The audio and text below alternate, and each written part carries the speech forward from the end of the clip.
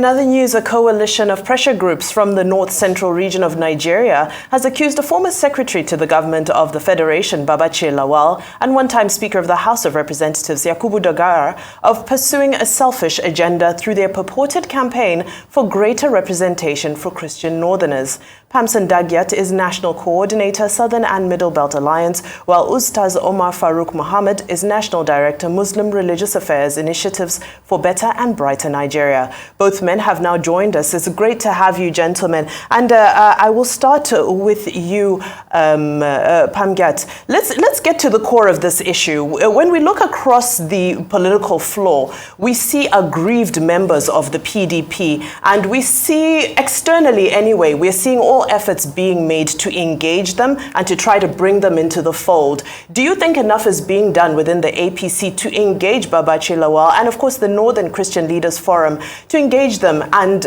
try to address some of their concerns and worries?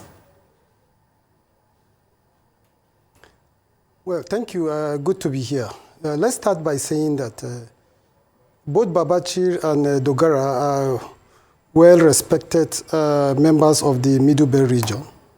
And they have held national positions. And I believe that every political gladiator believes that if they get any of them on their side, it will enhance their voting mining around the Middle Belt. Unfortunately, the situation has changed dramatically. The Nigerian people, or the political space, has changed in such a manner that all those old antics don't work anymore.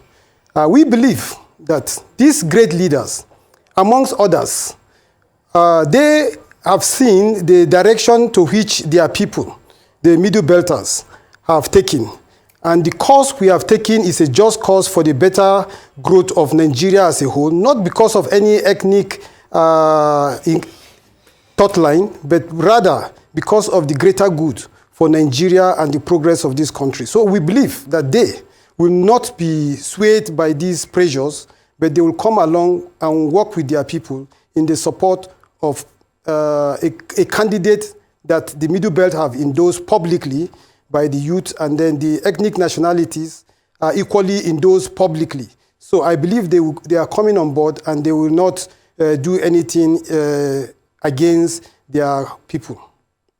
Thank you so much. Mr. Omar Farouk, over to you. Now, I'd just like to know what you make of the statements that, allege that they're pursuing a selfish agenda just because, they seem not to agree with the same faith ticket. And now they're, being painted to be members of the PDP and being called imposters and all sorts of names. How does this look for the APC, distancing itself from these two individuals just because they don't share the same school of thought regarding the same faith ticket? In the name of God, the most merciful, the most kind, all praises to God, the most merciful, the most kind. Well, they are trying to play the politics of 30 years back. When we look at 30 years back, if you are 30 years old now, you might not know what happened during that time, during Aviola and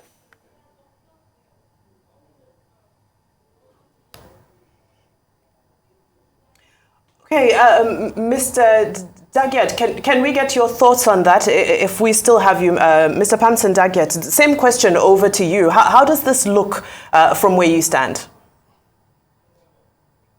Well, I agree with him that what is happening is that most of these big-time political gladiators are still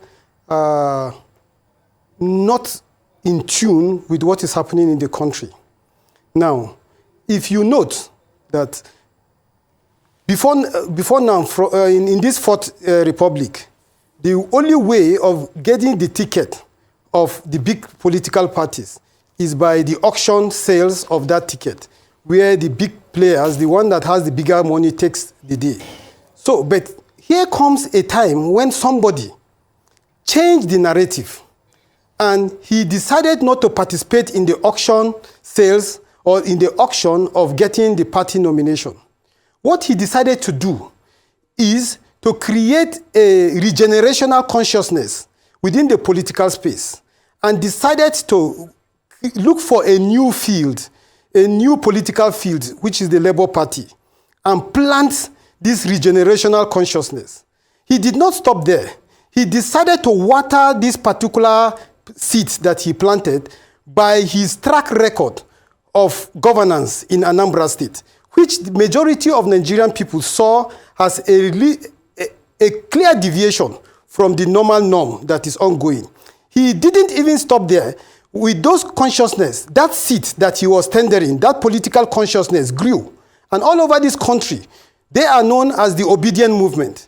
He did not stop at that level. He decided to weed that particular consciousness by putting in place a very clear roadmap for production rather than consumption. And he further on decided to fertilize that particular consciousness by injecting Senator Datti as a flag bearer. So, what many of these big-time gladiators fail to understand is that Nigerians have already seen a different trajectory, and they are already in tune with this new regenerational consciousness in the political space. And therefore, all those gimmicks that you see happening are people trying to play the old cards. And that card is no more seen by the average Nigerians. They have already moved on, and they are looking forward to a better and brighter Nigeria where good governance will take its natural course. Very well said. I believe we have Mr. Omar Farouk back. Do we have him back? Okay, great. Yes, Mr. yes. Farouk, good to have you back. We've already gotten the take that we from your counterpart on the matter, the question I asked you earlier on.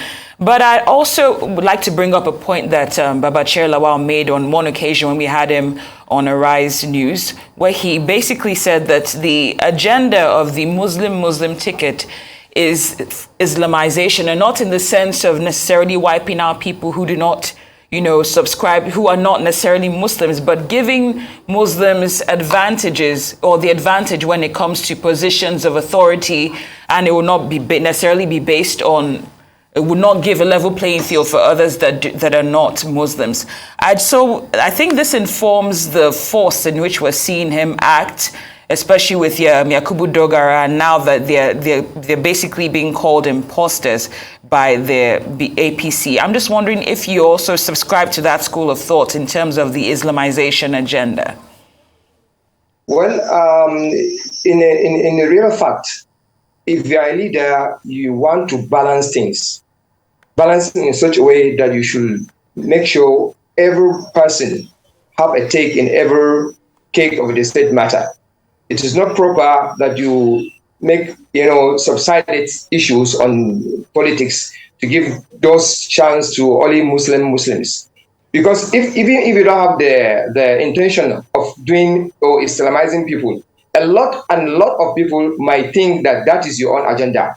As I started saying, 30 or 40 years back, that had happened, and Obiola had won his election. But do you think this time around, people are wise? People are hungry. People needed good leaders. People needed people that would change the table around. So without having good governance, whoever you bring on your platform, whether it is Muslims or Christian, or Christian Muslim or Muslim Christian, if he is not just and God-fearing, nothing will move in this country. That is my take. So this is all politics. It is part of the politics. And politics is a dirty game in Nigeria, not the politics we have in other countries. Therefore, we should try and look at it from all perspectives. If we say we're going to look at it from only one perspective, we are not going to arrive at the point we want to arrive at. We have to look at it from all the geographical point of view, the religious point of view, the ethnicity point of view. If you are a leader, you need to have 4 people with you. One, a knowledgeable one that will be advising you, educating you. 2, you have to have a person that is very soft, that if you are harsh, he will bring you down. 3rd, you have to have people that are harsh. If you are soft, they will make you become harsh in some situation. And lastly, you have to have a person that have influence, so that if you are deviating, using his influence, he will bring you back to book. But in this all people I'm having, it is We don't have all this in all the leaders we are having now, in those that are participating in both PDP and APC. I think they have to go back to their drawing book and bring this back. I think this is my take on this issue. And if you like it, nobody will drive all Christians in Nigeria, and nobody can be able to drive all Muslims in Nigeria. We have to stay, both Muslims and Christians. Politics, look at the picture I saw last day before yesterday. Tinubu and Atiku, they are shaking hands, they are discussing it, they are laughing. Is it not? They are discussing. Yeah.